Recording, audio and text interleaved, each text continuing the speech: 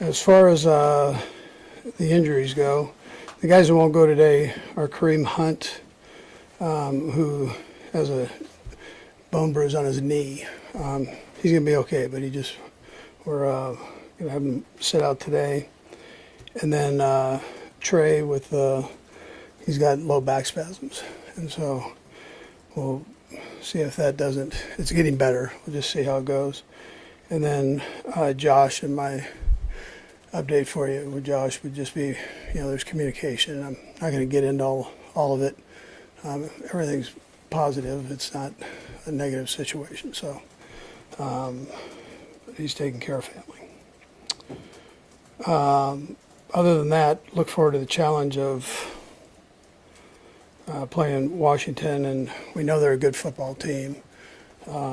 A veteran group of players that are good football players. And they've got a head coach that I consider right at the top of his profession at this time. He's as good as anybody, and Dan. And then he's got good coordinators there. So offensively, defensively, special teams, they've got explosive players. They've got good guys up front on both sides of the ball. And Mariota, we know, has come in here and won a game. So we get it, that he's a good football player. And we don't slight that at all. So with that, we've got a good week of preparation as we go forward here. So with that, time's yours. Coach, you mentioned other head coaches, and this week the Pro Football Hall of Fame narrowed its finalist list of head coaches under consideration. One, were you surprised that Mike Holmgren did not get in last year? And two, what's your argument for or against Marty Schottenheimer? Yeah, I was very surprised that Mike didn't get in last year. At the time, I've said this before, but at the time, I didn't think, when I was working for him, I didn't think anybody did it better than Coach Holmgren. And I still feel that way today after being a head coach and so on. So he had a great feel for the whole thing.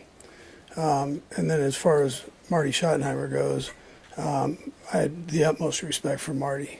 I think he's well deserving to be in the Hall of Fame too. He would go down not only as a great player, but also as a great coach. So a lot of success in his career in a couple different spots, and so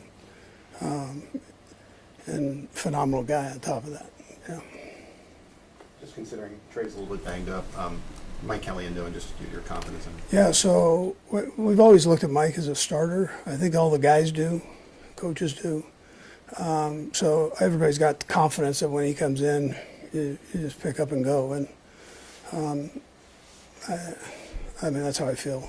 That's how I feel about him. I think I'm just speaking for the gang here. Could you speak to the progress that Rashard Smith has made? Yeah, he's done a nice job of picking it up. That position, you got to know the pass game, the run game, and then you have these protections that you've got to take care of. And they get a little crazy, the protections do, with all the different looks that defenses are throwing at you, and then also, as many protections as we have, different types of protections we have. And he's hung right in there and done a good job. We've been able to give him a little bit more each week in different roles. We're moving him all over the place. I wouldn't see that part changing. We're going to keep utilizing his talents, hard worker, all that. The intangible stuff's great. So. With Kareem out today, but he's performing very well, especially in short yardage situations. You really use the back to try to do that. But overall, as a team, you performed well in short yardage situations. Just what's been the key to that success?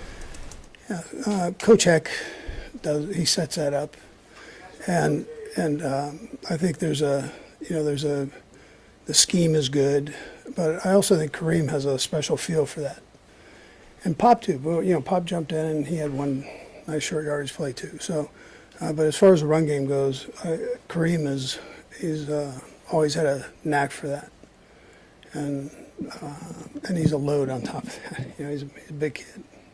strong. Coach, I kind of like 5 snaps where you had Hollywood, Xavier, and Rasheed on the field at the same time. We talk so much about getting them on the field at the same time, but how much of it is also just the advantage of having those 3 guys in waves too? Yeah, listen, they all contribute and contributed in that game.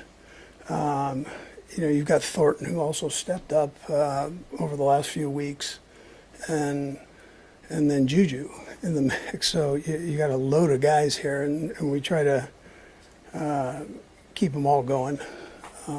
So you can kind of throw fastballs out there the best way you can. And we weren't counting numbers of those 3 on the field at the same time, but I know when they were out there, it looked good. Coach, Washington looks like they've been a little bit up and down on defense this year. What do they look like right now as you guys get ready to face them? Yeah, that front, again, we've played against some crazy fronts here, so it's different than years past. This group is right there. I mean, that front is an explosive bunch, and their pass game, I mean, they're as good as anybody, rushing the passer. So we'll have our work cut out for that. And then their linebacking crew is good. They've been banged up a little bit on the back end, but I think they're starting to get people back and kind of in place where they want them. So, yeah. Is there anything you want to sort of build upon with Rasheed now that it's week 2, after seeing him through a game? Yeah, so Nate, we set out to get them 40%, 40% or around that area. And it came out to 41%. So the way it worked out, he didn't play the fourth quarter, so and probably wanted to, but I think if you increase it from there, you keep it increasing. He came out feeling good, so that was a positive. Now he gets another week of practice under his belt, and I think he can keep his numbers going up. Harvey? Coach, with Omar Norman Lott going to injured reserve, 2-part question here. What's your comfort level with the interior of the defensive line? And secondly, is Mike Bannon an option to slide in there and play more snaps? Yeah, so Mike does. He jumps in there, and I mean, he does now. He gets snaps in there. So, but he's an option for sure. He's a good football player. Yeah, I'm okay though. I'm good with where we're at. Although I thought Omar was coming on for sure. He's going to be a good football player after he gets this thing worked on. So. Seren? Coach, it's kind of been a roller coaster with Jawan Taylor and the penalties and everything. You seem to have it. I know you guys were talking about it's got to change, it's got to turn it. It seemed to. Was there anything that in particular got him, locked in? Yeah, I think it was just his mindset on things and making sure that he took care of business there. I think he's done a great job with it, and I think that'll continue. I'm not saying that every lineman has one here and there, but you don't want to stack them up. That's not a good thing. Right now he's playing real good football, and that's a plus. Even when he was jumping off, his numbers were rich, and as far as win percentage goes. But take care of that business, and he's got something going right now. Bye. Andy, you've spoken to this before, but it seems like Jalen Moore has a list to beat, and the continuity in your line is something you haven't really had that way for a little while. What's that done for you? I mean, it's probably self-evident, but what's that doing for you to be able to have that? Sure. As long as those guys do well, it makes everybody's job a little bit easier. And I mean, none of it's easy, but listen, it helps everybody out. Other people benefit from the line doing well, from the quarterback, receivers, running backs, and right now they're holding their own in there for sure. And we've talked a lot about Patrick's sort of phase in that and the confidence he gets from it. Is it a little different coaching when you can count on it more the way you've been able to this season?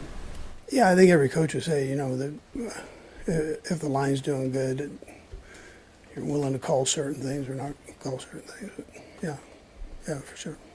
Last one, Sam. And I just wanted to clarify something on that. You said you had positive communication with Josh, but you guys are in the same spot as wait and see on any potential timeline. It's been positive. You know, he's just taking care of business. So that's the main thing right here. You start, when you deal with this, that's what you do. And he's been very good about communicating it.